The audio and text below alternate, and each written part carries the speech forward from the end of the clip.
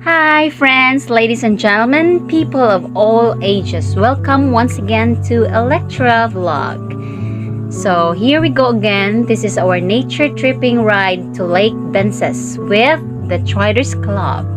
So as you can see, it's so muddy and slippery. So guys, this road is still rocky road. We are heading to Lake Bensis. You know, Lake Bensis is also known as Lake Pinganon. This is located in Barangay Luay, Toledo, Cebu. It offers a spectacular view for those who are willing to travel in a rocky road adventure. So, as you can see here, we are floating with muddy, wetty ground. So just like having a floating wheels. Careful guys.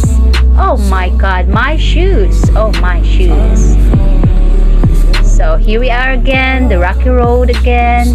But our struggle here is really paid with a calm view of the lake surrounded by luxuriant trees of the mountain. So even if it's rocky, it's bumpy, but still we enjoy the ride. Laban lang, TRiders. Basta laagan, laban.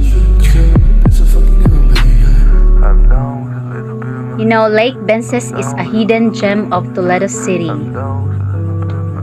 So, how to get there? Simple. If you don't have your own motorcycle, you can ride a habal-habal or single, or what do you call that? So,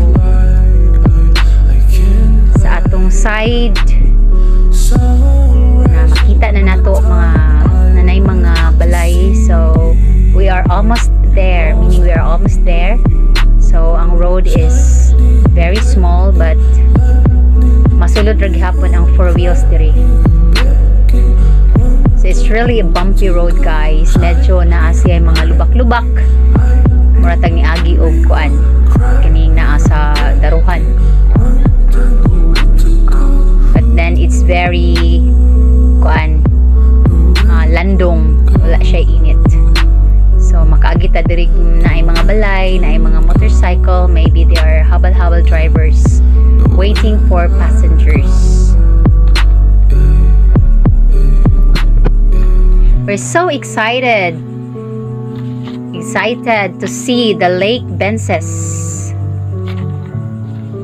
So me and my group members are very excited since this is our first time here, and we are here. Welcome to Lake Bensis, the hidden gem of Toledo City.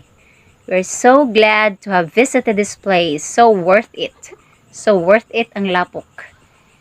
According to our group member, Kevin, ayan siya, mura na kuno gihimo na mo among mga motorcycle og kabaw.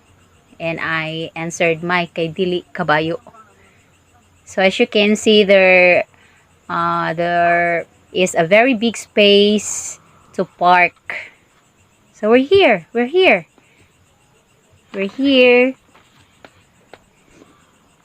So, dirin dapita, dili ka mapasmo, kay pwede ta, no worries sa food, kay naapoy daghan, tindahan, pwede ta makapalit, water, any kinds of drinks, food, and so on.